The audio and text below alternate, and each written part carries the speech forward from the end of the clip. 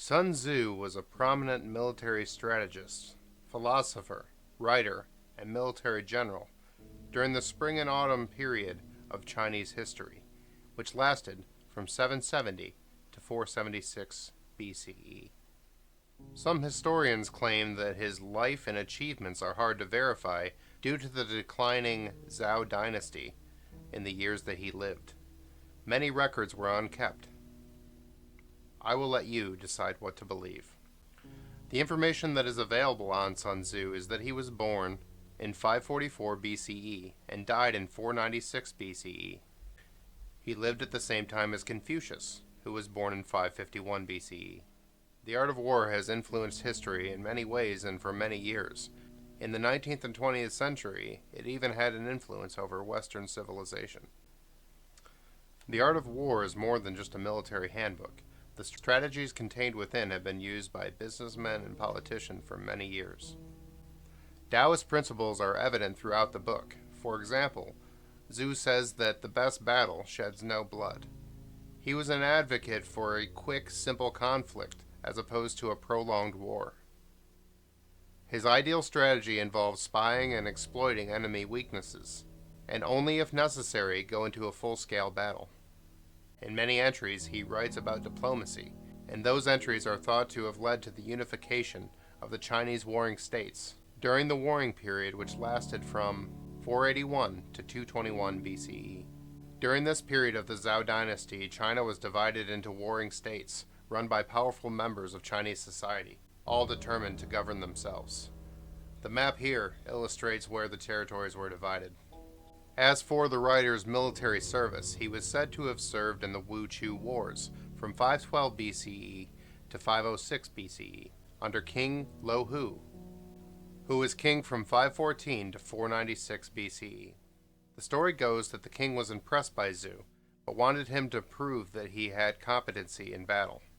He was given a task to train the concubines of the kingdom into a more proficient fighting force. When commanded to do their battle drills, the entire troop laughed at him. Becoming more stern, he instructed them to do the battle drills again and was laughed at again. At this point, Tzu separated two of the higher-ranking concubines and imprisoned them to be executed.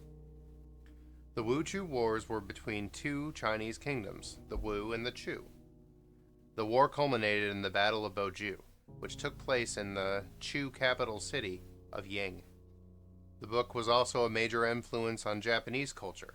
The samurai were said to have used the strategies within during the Samurai Age, which lasted from the 12th century to about 1868. In The Art of War, Sun Tzu claims there are 5 factors to consider when developing a military strategy: the moral law, heaven, earth, the commander, method and discipline. The moral law can be broken down as the willingness of a force to fight for their commander, for their country, whatever it may be. Whatever is driving them into battle, that is what the moral law comprises. Heaven signifies night, day, cold and heat, times and seasons. In other words, the climate and conditions.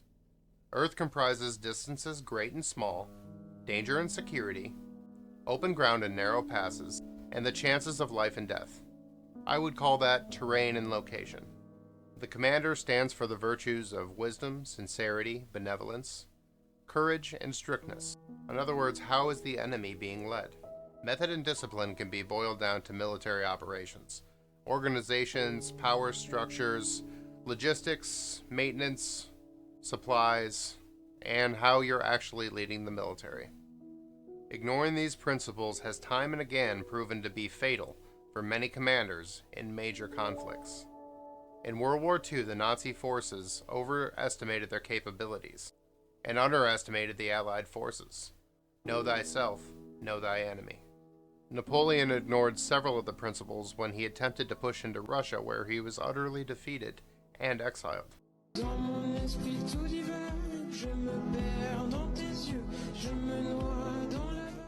Our own losses in Vietnam could even be contributed to several of these factors being ignored.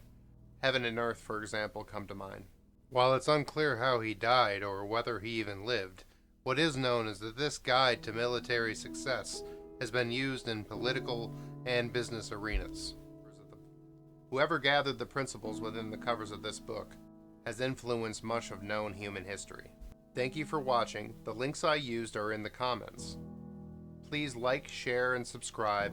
Please comment below and let me know what you think, what else you'd like me to cover, or if you have any suggestions, I'm very open to them.